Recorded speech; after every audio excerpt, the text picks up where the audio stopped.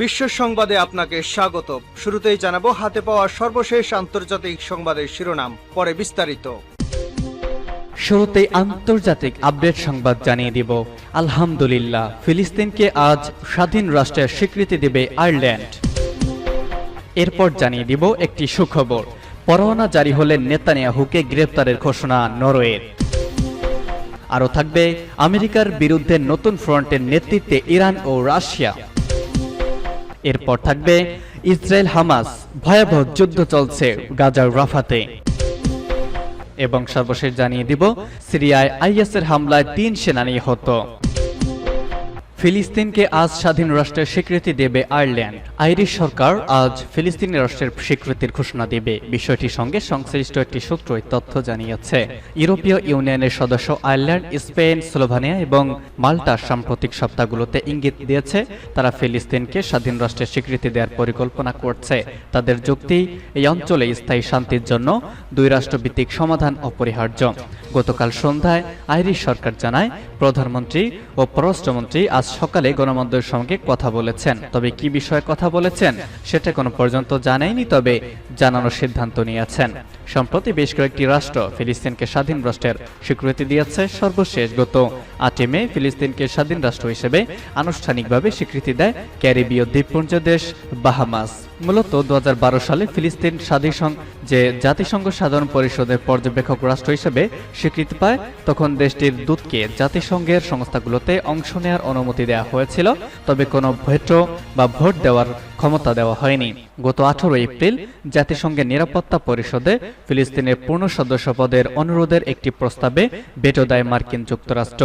15 সদস্যের নিরাপত্তা পরিষদের ওই ভোটে ফিলিস্তিনের পক্ষে ছিল 12টি রাষ্ট্র, ভোট দেওয়া থেকে বিরত ছিল যুক্তরাজ্য ও সুইজারল্যান্ড। পরোয়ানা জারি হলে নেতানিয়াহুকে গ্রেপ্তারের ঘোষণা নরওয়ের। যুদ্ধাপরাধ ও মানবতা বিরোধী অপরাধের দায়ে আন্তর্জাতিক অপরাধ আদালতের আইসিসির সম্ভাব্য গ্রেপ্তারি পরোয়ানার মুখে রয়েছেন ইসরায়েলের যুদ্ধবাজ প্রধানমন্ত্রী বেঞ্জামিন নেতানিয়াহু।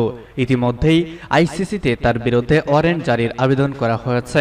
এমন অবস্থায় পরোয়ানা জারি হলেই নেতানিয়াহুকে গ্রেপ্তারের চমকপ্রদ ঘোষণা দিয়েছে নরওয়ে। স্ক্যান্ডিনেভিয়ান এই দেশটি বলছে আইসিসির ওয়ারেন্ট জারি হলে নেতানিয়াহুকে গ্রেপ্তার করতে তার বাধ্য হবে।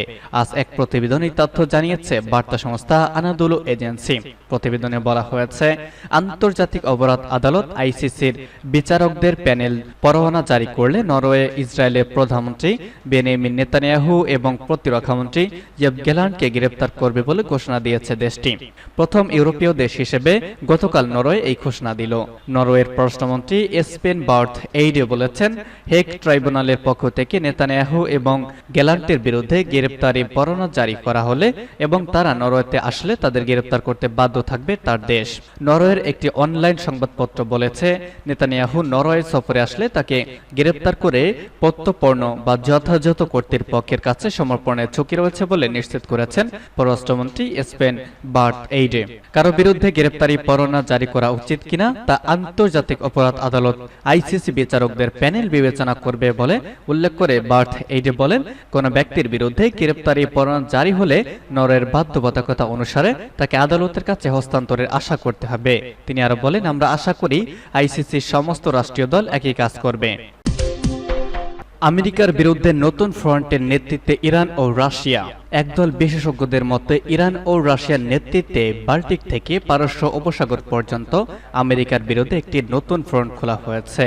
তারা মনে করেন যে আমেরিকার তৎপরতার কারণে বর্তমান সময়ে রাশিয়া ও ইরান থেকে ওপরের আরও কাছাকাছি অবস্থান করছে এবং তারা আমেরিকার বিরুদ্ধে আরও বেশি ঐক্যবদ্ধ। এই প্রেক্ষাপটে কার্নেগি রিসার্চ ফাউন্ডেশন ইসলামী প্রজাতন্ত্র ইরান এবং রাশিয়ার মধ্যে প্রতিরক্ষা সহযোগিতা বৃদ্ধির কথা উল্লেখ করে এক প্রতিবেদনে জানিয়েছে যে মস্কো এবং তেহরান বিশ্বাস করে যে ওয়াশিংটনে তাদের উভয়ের জন্য একটি সাধারণ শত্রু রয়েছে। এই প্রতিবেদনে কার্নেগি রিসার্চ ফাউন্ডেশন ইরানের ড্রোনের শক্তি স্বীকার করে ইউক্রেনের যুদ্ধে ইরানি ড্রোনের উপস্থিতির কথা উল্লেখ করে বলেছে যে ইরানের ড্রোন আমেরিকান বিমান প্রতিরক্ষা এড়াতে সক্ষম। তাই রাশিয়া ইউক্রেনে আমেরিকার সিস্টেমের বিরুদ্ধে এসব ড্রোন ব্যবহার করার উদ্যোগ নিয়েছে। এই ফাউন্ডেশন ইউক্রেন যুদ্ধের কারণ নিয়ে আলোচনা করে যোগ করেছে যে রাশিয়ার কর্মকর্তারা বারবার ঘোষণা করেছেন যে তেহরান ও মস্কোর মধ্যে প্রযুক্তি, তথ্য এবং অভিজ্ঞতা বিনিময় এবং এর মধ্যে ঘনিষ্ঠ সমন্বয়ের ভিত্তিতে রুশ বাহিনী ইউক্রেনে মার্কিন যুক্তরাষ্ট্রের সঙ্গে যুদ্ধ করছে। ওয়াশিংটনের বিরুদ্ধে লড়াই দুই দেশের জন্যই লাভবান হয়েছে। এই প্রতিবেদনের শেষে কার্নেগি পশ্চিম এশিয়া অঞ্চলে জোর করে স্থাপনা তৈরি করা মার্কিন ঘাঁটিতে প্রতিরোধকামী সংগঠনগুলোর হামলার কথা উল্লেখ করেছেন। এসব হামলাকে ইউক্রেনের যুদ্ধের সাথে যুদ্ধ করে উল্লেখ করেছে যে পারস্য উপসাগর থেকে বাল্টিক সাগর পর্যন্ত ওয়াশিংটনের বিরুদ্ধে একটি নতুন ফ্রন্ট খোলা হয়েছে। আমেরিকার একতরফাবাদ মোকাবেলা সহ অনেক ক্ষেত্রে রাশিয়া এবং ইরানের একই দৃষ্টিভঙ্গি রয়েছে। তাই তেহরান এবং মস্কো বিভিন্ন ক্ষেত্রে, বিশেষ করে প্রতিরক্ষা ক্ষেত্রে সম্পর্ক জোরদার করার জন্য পদক্ষেপ নিয়েছে। গাজার রাফাতে তীব্র লড়াই চলছে। দক্ষিণাঞ্চলীয় রাফা শহরের হালাল বাজারের কাছে ইসরায়েলি সেনা ও ফিলিস্তিনি সশস্ত্র গোষ্ঠীগুলোর মধ্যে ব্যাপক লড়াই চলছে। আল জাজিরা আরাবিক এই খবর দিয়েছে।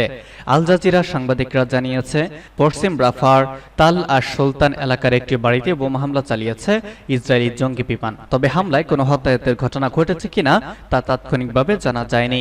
গাজার মধ্যাঞ্চলীয় জাওয়াইদা এলাকায় ইসরায়েলি হামলায় অন্তত 10 জন নিহত হওয়ার খবর পাওয়া গিয়েছে। এর আগে গতকাল সন্ধ্যায় গাজা সিটিতে ইসরায়েলি হামলায় অন্তত 8 জন নিহত হয়। গাজা উপত্যকার হাসপাতালগুলোতে আবারও ঘেরাও করেছে ইসরায়েলি বাহিনী। বিশ্ব স্বাস্থ্য সংস্থা WHO জানিয়েছে, রবিবার থেকে উত্তর গাজার জাবালিয়ার আল আউদা হাসপাতালের ভেতরে রোগী, তাদের আত্মীয়-স্বজন ও চিকিৎসাকর্মী সহ প্রায় 200 মানুষ আটকা পড়েছেন। ইসরায়েলি স্নাইপাররা ভবনটিকে লক্ষ্য করে হামলা চালাচ্ছে এবং 5ম তলায় একটি রকেট আঘাত এনেছে। ইসরায়েলি সামরিক বাহিনী বাইত লাহিয়ার কামাল আদওয়ান হাসপাতালেও গুলি চালিয়েছে। এতে হাসপাতালের কর্মী ও বাস্তুচ্যুত ফিলিস্তিনিরা পালিয়ে যেতে বাধ্য হয়েছে।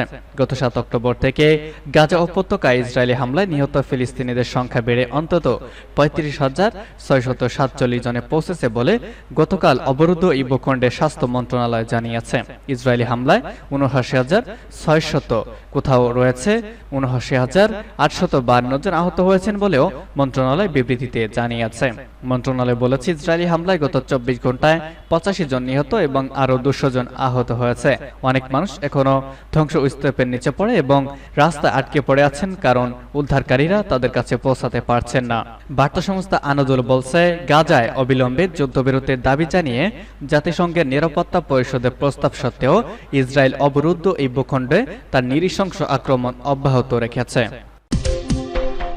এবং সর্বশেষ জানিয়ে দিব, সিরিয়ায় আইএসের হামলায় 3 সেনা নিহত।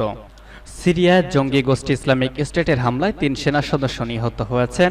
একটি পর্যবেক্ষণ সংস্থা জানিয়েছে, স্থানীয় সময় বাদিয়া মরুভূমিতে একটি সেনাঘাঁটিতে হামলায় 3 সিরীয় সেনা নিহত হয়েছেন। এপির এক প্রতিবেদনে তথ্য জানানো হয়।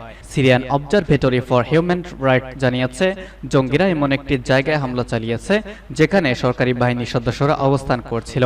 হামলায় এক লেফটেন্যান্ট কর্নেল এবং 2 সেনা প্রাণ হারিয়েছেন।